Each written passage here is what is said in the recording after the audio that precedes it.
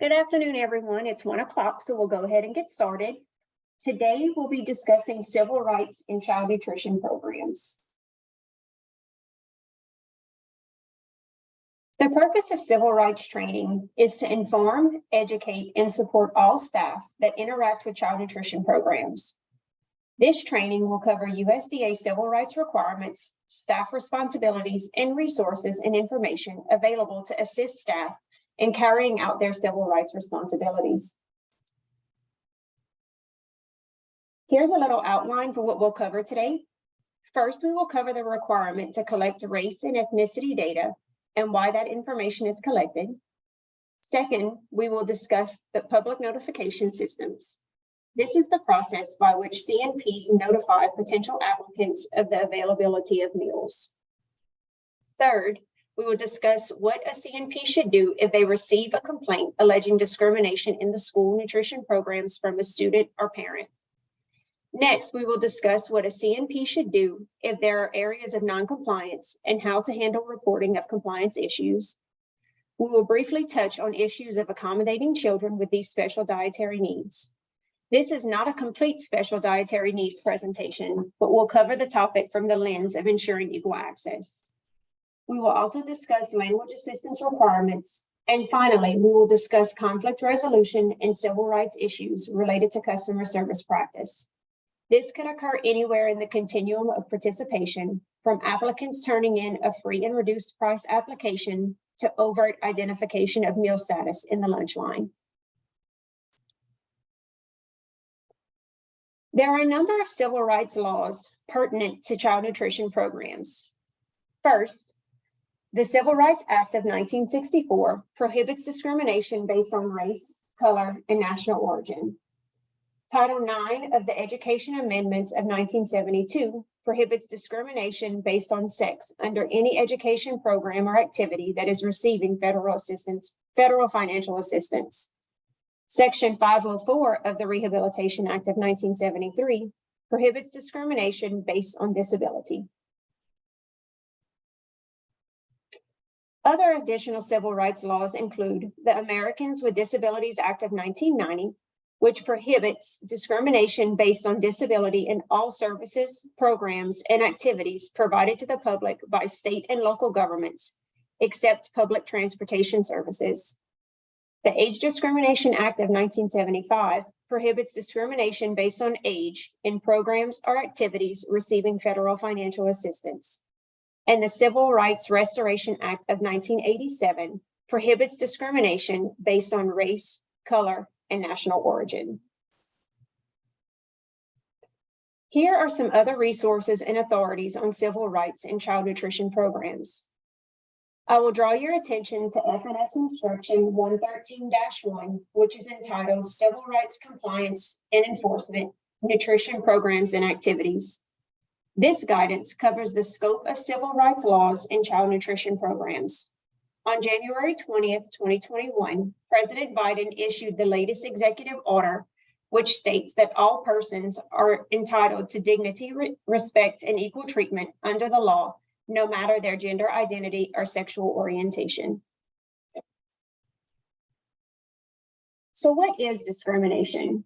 Discrimination is defined as different treatment, which makes a distinction of one person or group, either intentionally, by neglect, or by actions or lack of actions based on the protected classes. Examples of discrimination include giving one group or type of participants larger or extra helpings of food, separating genders, failing to provide children with a dietary disability accommodating meals, and failing to provide program information to all potential program applicants. Protected classes in the child nutrition program are race, age, color, sex, including gender identity and sexual orientation, national origin, and disability. This means that an alleged discrimination complaint will pertain to one of these areas.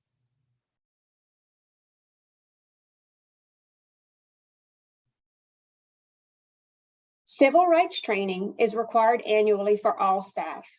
This includes full-time staff, part-time staff, temporary staff, central office staff, and site staff and volunteers. Documentation for civil rights training must be maintained for 3 years plus the current year.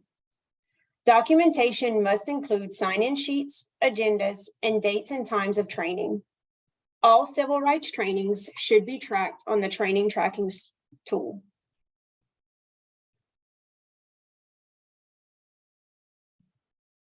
Civil rights training subject matter must include the following: collection and use of data, effective public notification systems, complaint procedures,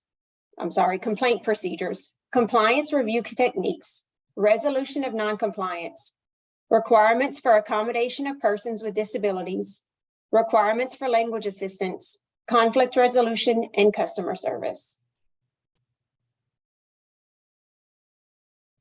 All CNPs that participate in a USDA child nutrition program must have a system to collect the racial and ethnic data of program participants in accordance with FNS Instruction 113-1. This data is used to determine the state's compliance with federal civil rights laws. FNS Instruction 113-1, Appendix B, Section F, titled Data Collection 2B and 3B, also states in reference to CACFP and SFSP respectively, visual identification may be used by institutions and sponsors to determine a beneficiary's racial or ethnic category. Upon further review, USDA determined the only program with a regulatory requirement to collect race and ethnicity data via visual observation and identification is the Supplemental Nutrition Assistance Program, or SNAP. USDA has reviewed this policy and concluded that the use of visual observation and identification by CACFP institutions and facilities and SFSP sponsors is not an appropriate method for collecting race or ethnicity data in the CACFP and SFSP programs. These program sponsors should continue to explain the importance of this data to participants as they encourage them to self-identify and self-report. However, there are all alternative means by which CACFP institutions and facilities and SFSP sponsors can obtain race or ethnicity data in the CACFP and SFSP programs, such as utilizing data from other sources in which the respondent has self-identified race or ethnicity, such as school databases. The collection of this information is strictly for statistical reporting requirements and has no effect on the determination of their eligibility to receive program benefits. This data must be collected annually. This data must also be maintained in a confidential file for 3 years plus the current year, and this information should be restricted to authorized personnel and other authorized state and federal personnel when requesting. Ethnicity is broken down into 2 categories: Hispanic or Latino, and non-Hispanic or non-Latino. The racial categories include American Indian or Alaskan Native, Asian, Black or African American, Native Hawaiian or other Pacific Islander, and white. A person may identify as belonging to multiple racial categories. All FNS assistance programs must include a public notification system. The purpose of the public notification system is to inform applicants, participants, and potentially eligible persons of the program availability, program rights and responsibilities, the policy of non-discrimination, and the procedure for filing a complaint. Through public outreach, CNPs are trying to ensure program access to as many potential participants as possible. Public notification must include information regarding eligibility, benefits and services, program availability, including hours and locations, applicant rights and responsibilities, procedures for filing a complaint, non-discrimination policies, and any program changes. There are many different methods of public notification. CNPs must notify the public annually of their participation in the program. Notification to applicants and participants must include information regarding program availability, program rights and responsibilities, the procedure for filing a complaint, and the policy of non-discrimination.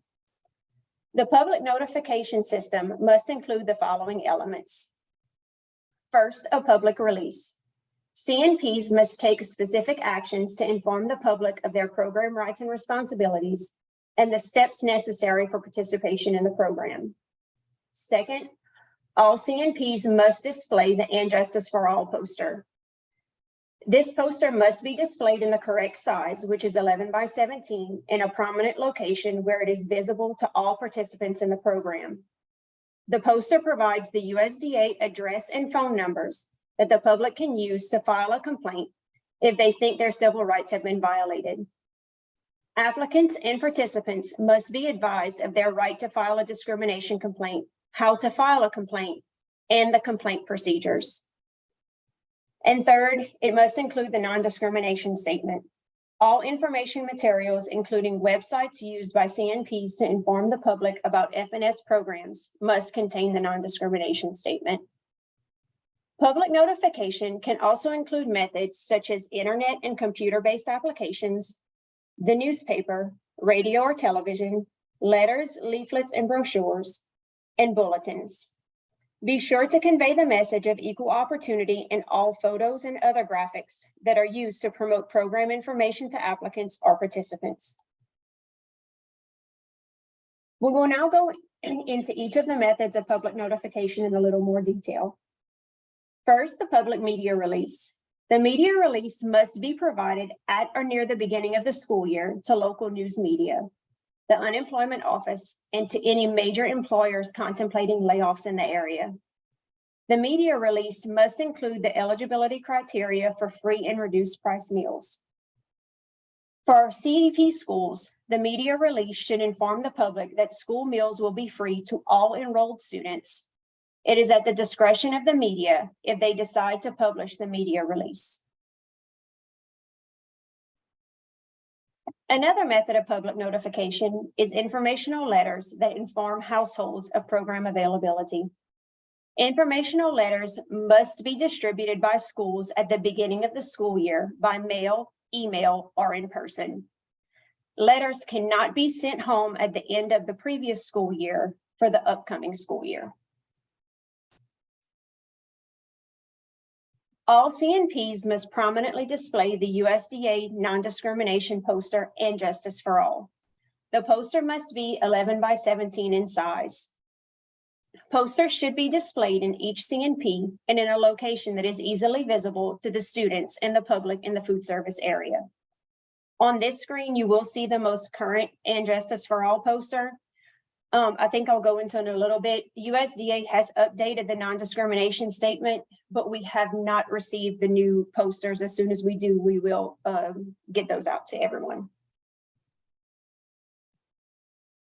The USDA non-discrimination statement must be included on all forms of communication and program materials. Program materials include all public information and education. The long version of the non-discrimination statement is required on all documents pertaining to student eligibility, such as prototypes of letters to the households, verification, and direct certification. The long version of the non-discrimination statement should also be used whenever possible or where space permits. The short version of the non-discrimination statement can be used if the document is too small and if there is limited space, such as on menus or nutrition flyers. If using the short version of the non-discrimination statement, a 9-point font is required.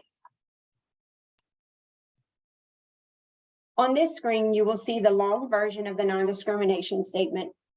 Please note that the non-discrimination statement was changed in May of 2022 to reflect the addition of gender identity and sexual orientation. This is the long version of the non-discrimination statement in Spanish. Additional languages are available on the USDA website. At this time, translations of the most updated non-discrimination statement are being updated.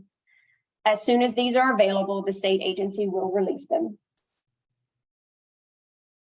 There are a couple of requirements when printing the non-discrimination statement. The first printing requirement is that the wording for either statement cannot be changed. The second printing requirement is that the print size cannot be smaller than the text of the material. Also note that in auditory presentations, such as public service announcements, the shortened version may also be used, but the long version is required on any vital documents, even if it is only 1 page long. The non-discrimination statement is required on any materials that mention the programs to the public. These materials may include advertisements, publications, letters, enrollment forms, broadcasts, CNP websites, and etc. Items that do not require the non-discrimination statement to be printed are incentive items such as cups, buttons, magnets, and pins due to the impractical size. With the change in language of the non-discrimination statement and Justice for All poster, USDA did provide a timeline that we all must follow in updating websites, printed materials, and display of the poster. Materials with the non-discrimination statement should be updated with the 2022 NDS as follows. Websites within 90 days of the memo dated May of 2022. Documents, pamphlets, and brochures using the 2015 NDS language must be updated when the current supply on hand is exhausted or by September 20th of 2023. All new printing material must use the 2022 NDS language. Applicants and participants must be advised of their civil right to file a complaint, how to file a complaint, and complaint procedures. Any person who believes that they have been discriminated against based on any of the protected classes has a right to file a complaint within 180 days of the alleged discriminatory action.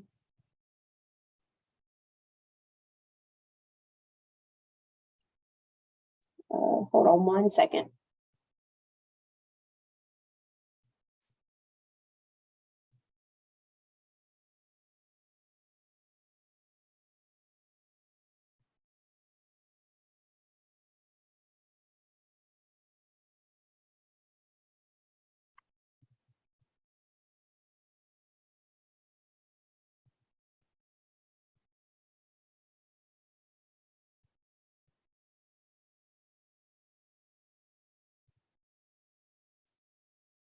Sorry about that.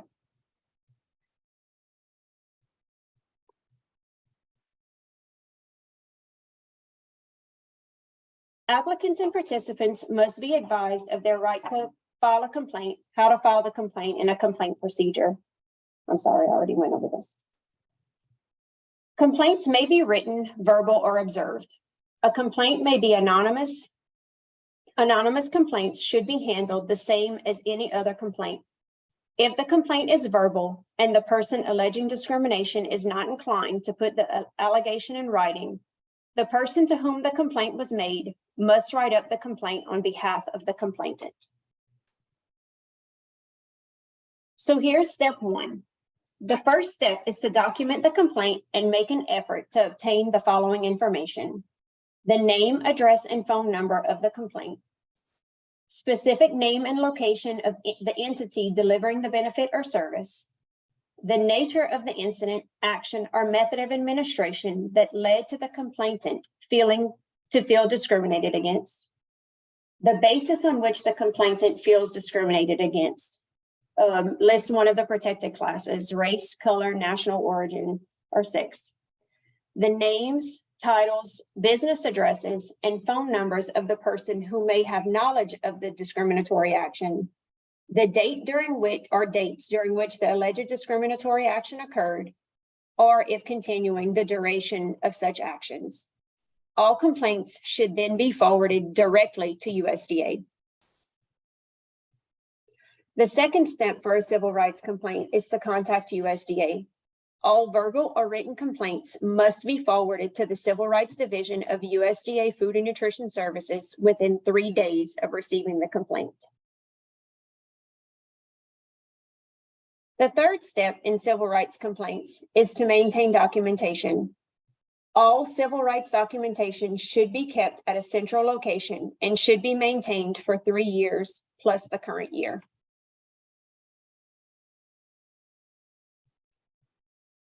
On this slide, you'll see an example of the discrimination complaint form.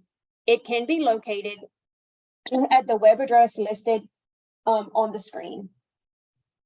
The complaint form must be available at all sites participating in the child nutrition program. When an individual wants to report a discrimination complaint, child nutrition staff should have as little involvement as possible with the complaint process. All staff must be trained on civil rights and this civil rights complaint form. The form should be available at every school site in your SFA.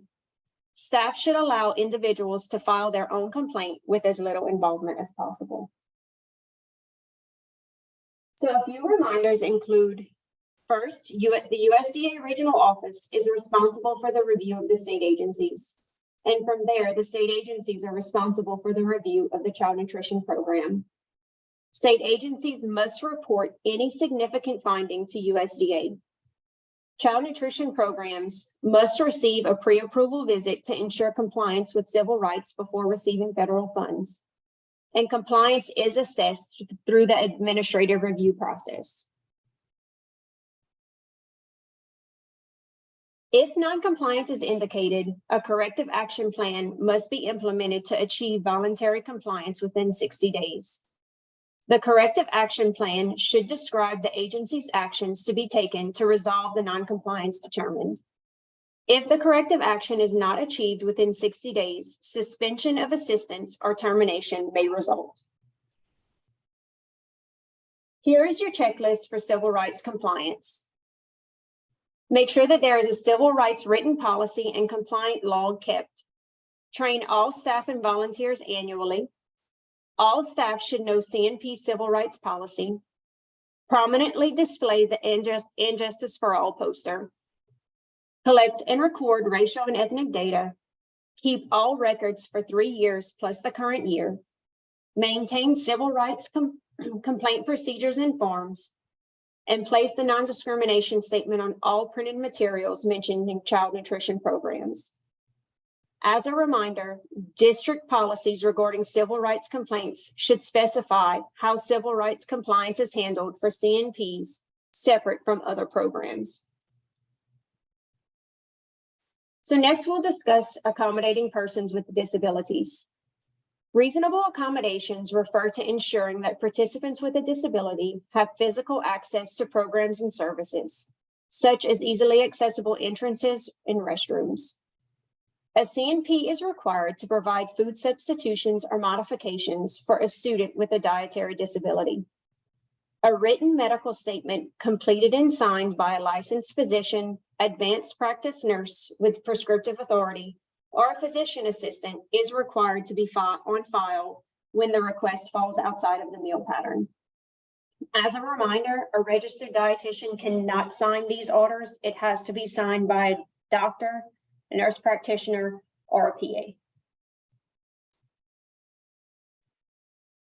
Meal pattern modifications within meal pattern do not require a medical statement.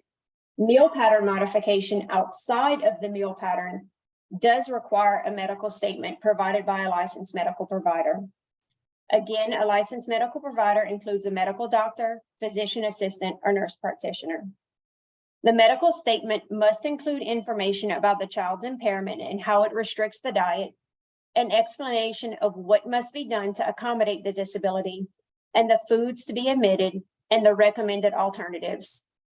If the medical statement does not fully explain the modification needed, the SFS should contact the guardian for additional information. As a reminder, receipt of clarification should not delay the modified diet. Next, we'll talk about language assistance. Limited English proficiency, or LEP, are those individuals who do not speak English as their primary language and who have a limited ability to read, speak, write, or understand English. CNPs must take reasonable steps to assure meaningful access to the information and services they provide to individuals with LEP. Reasonable steps would include an evaluation of the following factors. First, the number or proportion of LEP persons eligible to be served are likely to be encountered by the program. The frequency with which LEP individuals come in contact with the program, the nature and importance of the program, activity, or service provided by the program to people's lives, and the resources that are available and the costs to provide these services. A shortage of resources or anticipated costs to provide these services to individuals with LEP does not eliminate the requirements to do so. CNPs must explore the most cost-effective means of delivering services and information to people with LEP. All child nutrition program information should be provided in the necessary language for all participants and their families. For example, enrollment forms, menus, brochures, and letters should be provided in the necessary language for all participants and their families. Language interpreters can be helpful when dealing with someone with limited English proficiency.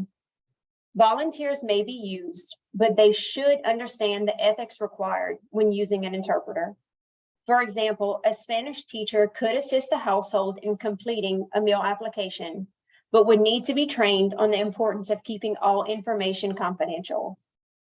As a reminder, children should never be used as interpreters.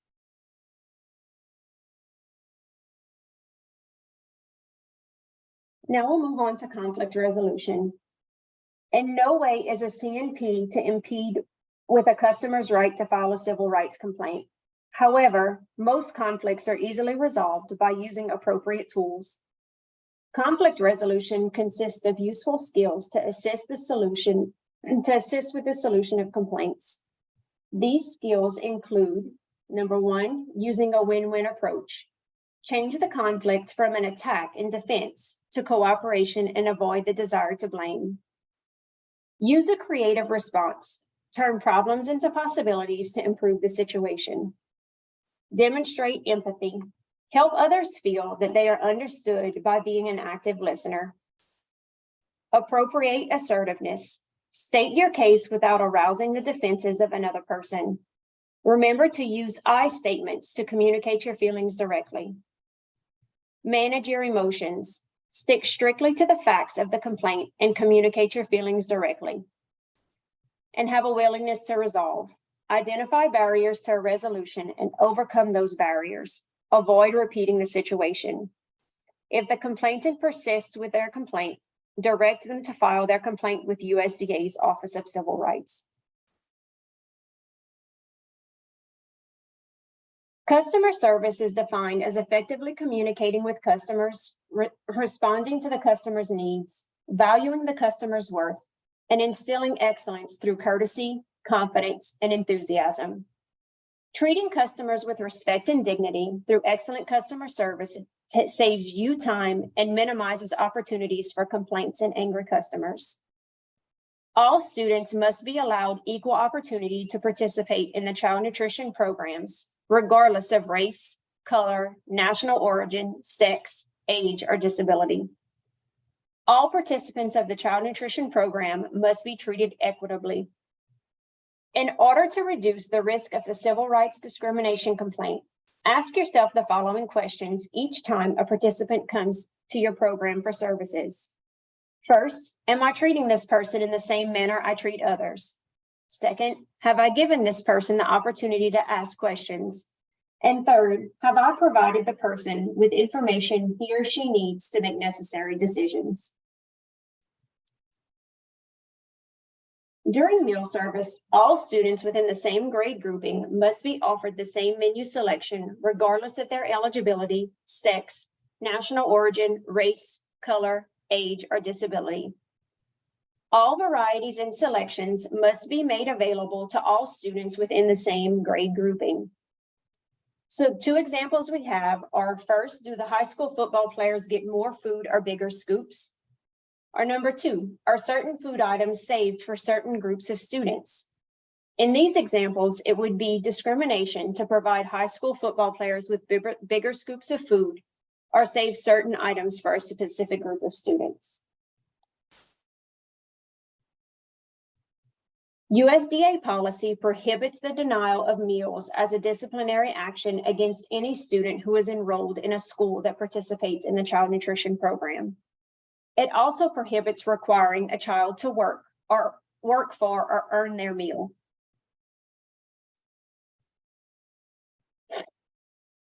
Identifying information must not be used for any purpose other than determining and verifying eligibility for free or reduced price meals. Overt identification should be considered in different situations beyond the application process. This includes at the point of service where other students may see eligibility statuses on the cashier's computer screen.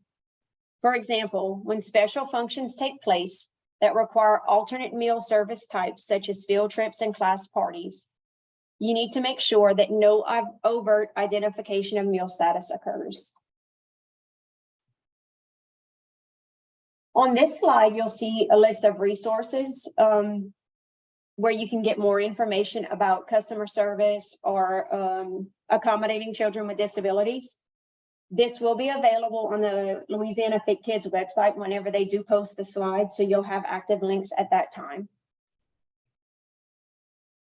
If you have any questions, you can contact the Louisiana Division of Nutrition Support at 225-342-9661 or at childnutritionprograms@la.gov. We thank you so much for joining us today. I know that on the Louisiana Fit Kids website, it did say that we would be discussing health inspections. We did have to move that presentation to next month. So be on the lookout for that. You can, I think the registration may be open on the Louisiana Fit Kids website at this time. Thank you.